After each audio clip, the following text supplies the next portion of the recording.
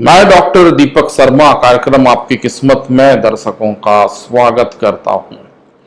कार्यक्रम आपकी किस्मत और यूट्यूब चैनल के माध्यम से दर्शकों को हम विभिन्न पर्व और त्योहारों की जानकारी समय समय पर प्रदान करते आए हैं।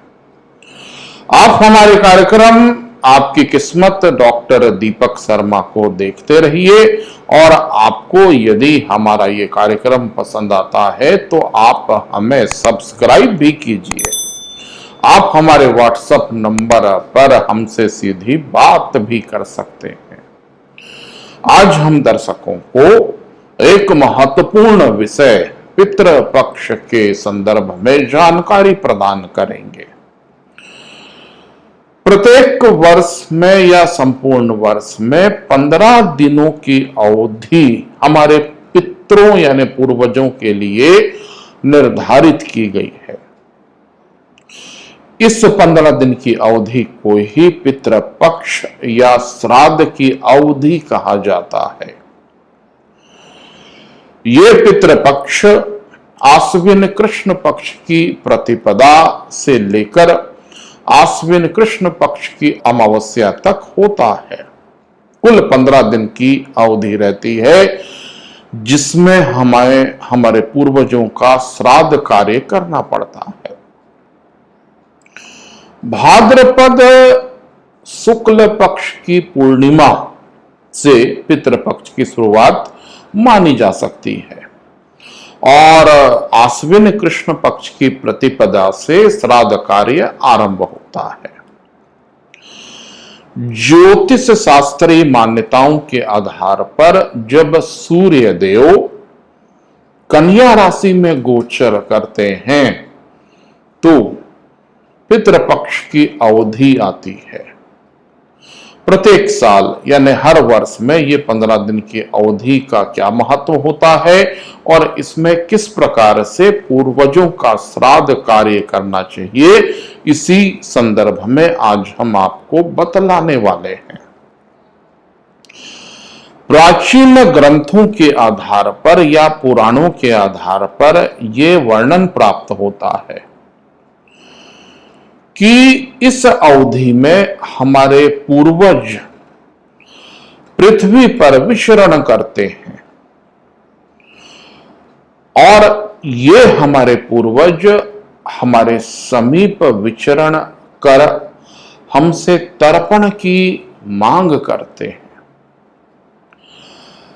इसलिए इस 15 दिन की अवधि में अपनी समर्थता अनुसार अपने पूर्वजों की पूजा अर्चना करनी चाहिए। ऐसा विश्वास किया जाता है कि इस 15 दिन की अवधि में अपने पूर्वजों का नाम और उनके गोत्र का उच्चारण कर किसी भी भोज्य पदार्थ को यदि उन्हें अर्पित किया जाता है तो उन्हें ऐसे भोज्य पदार्थ से संतुष्टि प्राप्त होती है। इसलिए संपूर्ण 15 दिन की अवधि में घर में भोजन जैसे तैयार होता है, भोजन का पहला हिस्सा हमें हमारे पूर्वजों के लिए अर्पित करना चाहिए। पूर्वजों की तस्वीर या फोटो के समक्ष दीप प्रज्वलित करना चाहिए और घर में जो कुछ भी आप बनाते हैं उसका एक अंश हमें अपने पूर्वजों के लिए समर्पित करना चाहिए। ज्योतिष शास्त्र में यह भी कहा गया है कि इस अवधि में जो हमारे पूर्वज हैं वो हमारे द्वारा किए गए पूजा पाठ या तर्पण के कार्य से संतुष्ट होते हैं और हमें आशीर्वाद प्रदान करते हैं। प्रत्येक घर में बड़े बुजुर्गों को ही ये कार्य करना चाहिए। यथासंभव परिवार के जो बुजुर्ग हैं वो घर के मुखिया माने जाते हैं और उनके द्वारा ही तर्पण का कार्य किया जाता है।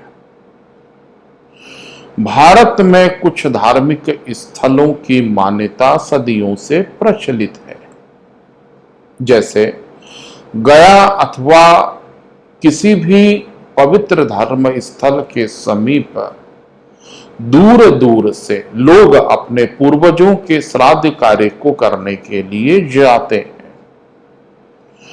भौगोलिक दूरी की वजह से या किसी व्यवहारिक परिस्थिति की वजह से आप यदि उन धर्म स्थलों तक नहीं जा पा रहे हैं तो आपको अपने घर में ही अपनी समर्थता अनुसार अपने पूर्वजों का श्राद्ध कार्य करना चाहिए।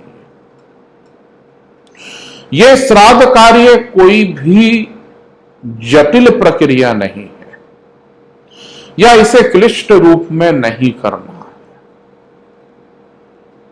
केवल एक दीप, 2 सुगंधित अगरबत्ती, केली धूप बत्ती प्रज्वलित करें और उनके फोटो के समक्ष घर में निर्मित होने वाला भोज्य पदार्थ की एक थाली लघु रूप में प्रस्तुत कर दें। संध्या या सूर्यास्त के समय भी हमें अपने पूर्वजों के फोटो के समक्ष दीप अगरबत्ती प्रज्वलित कर उन्हें स्मरण करना चाहिए। शास्त्रगत मान्यताओं के आधार पर जिस तिथि में हमारे पूर्वजों का निधन हुआ है उस तिथि में ब्राह्मणों को भोज कराने की परंपरा प्रचलित है। यदि ब्राह्मणों को भोज नहीं करा सकते हैं तो गरीबों को भोज जरूर कराना चाहिए। अर्थात जिस तिथि में हमारे परिवार या हमारे कुल के किसी व्यक्ति की मृत्यु हुई है तो हमें उसी तिथि का अनुसरण कर श्राद्ध कार्य करना चाहिए। पितृपक्ष से संबंधित एक महत्वपूर्ण अवधारणा जिसे लोग शायद नहीं जानते हैं, यदि पिता जीवित हैं और मां की मृत्यु हुई है तो ऐसे मां का श्राद्ध कार्य मात्र 9वीं की तिथि में किया जाना चाहिए। अर्थात पितृपक्ष की जो 15 दिन की अवधि है, जैसे प्रतिपदा यानी प्रथमा, द्वितीया, तृतीया, चतुर्थी, पंचमी, षष्ठमी, सप्तमी, अष्टमी, 9वीं, 10वीं, एकादशी, द्वादशी, त्रयोदशी, चतुर्दशी और पितृमोक्ष अमावस्या, इसमें 9वीं की तिथि में मां का श्राद्ध कार्य किया जाता है। यानी पिता के जीवित रहते हुए यदि मां का स्वर्गवास हो चुका है तो मां का श्राद्ध कार्य मात्र 9वीं की तिथि में किया जाता है। जिन लोगों ने संन्यास धारण किया और उनकी मृत्यु हो गई या उनका स्वर्गवास हो गया, इसे सन्यासी श्राद्ध कहा जाता है और ये द्वादशी की तिथि में संपन्न होता है।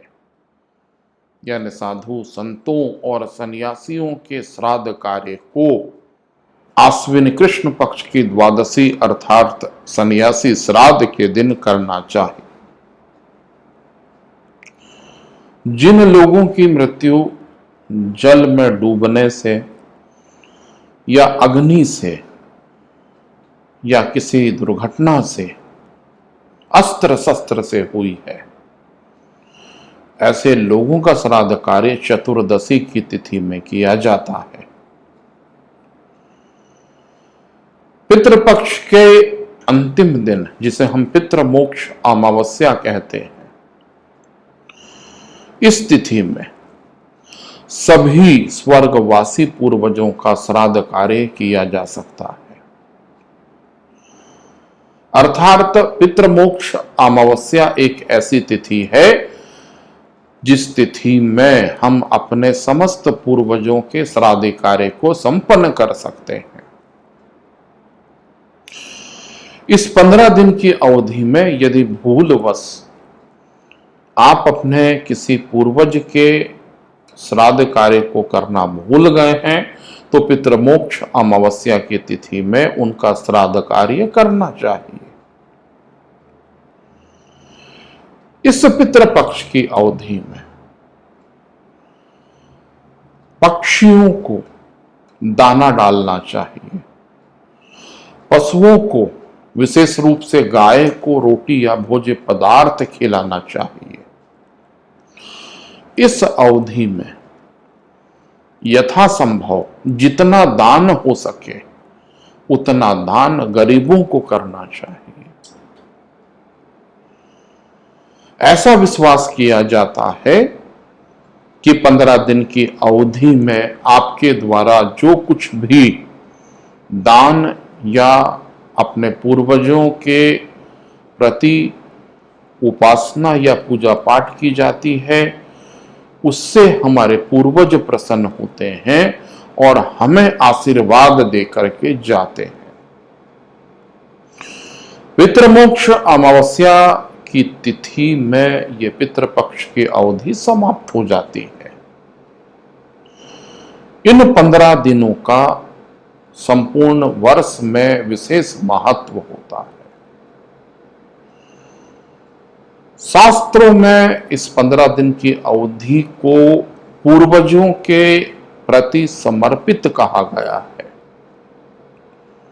और यह भी कहा गया है जितना ज्यादा आप पूर्वजों की पूजा अर्चना करेंगे उतना आपको आशीर्वाद की प्राप्ति होती है। यदि 15 दिन की अवधि के अतिरिक्त हम ये भी विचार करें कि प्रत्येक महीने में भी हम अपने पूर्वजों के प्रति कुछ पूजा पाठ करना चाहते हैं, तो दर्शकों को मैं ये भी बतलाना चाहूंगा, प्रत्येक माह में आने वाली अमावस्या की तिथि पूर्वजों की उपासना के लिए समर्पित होती है। यदि आप आश्विन कृष्ण पक्ष की अमावस्या या इन 15 दिनों की अवधि में अपने स्वर्गवासी पूर्वजों का पूजा पाठ नहीं कर पाए, तो आप प्रत्येक महीने की अमावस्या की तिथि में भी इस प्रक्रिया को दोहरा सकते हैं। 12 महीने हैं और इन 12 महीनों में प्रत्येक महीने में आने वाली अमावस्या की तिथि में भी श्राद्ध कार्य या अपने पूर्वजों की पूजा अर्चना की जा सकती है। आने वाले समय में दर्शकों को ऐसे ही रोचक पहलुओं की जानकारी हम समय समय पर प्रदान करते रहेंगे। आप हमारे कार्यक्रम आपकी किस्मत डॉक्टर दीपक शर्मा को देखते रहिए और आपको यदि हमारा ये कार्यक्रम पसंद आता है तो आप हमें सब्सक्राइब कीजिए, आप हमें लाइक कीजिए। अगले प्रसारण और अगली रोचक चर्चा तक के लिए मैं डॉक्टर दीपक शर्मा आप सभी से इजाजत लेना चाहता हूं। नमस्कार।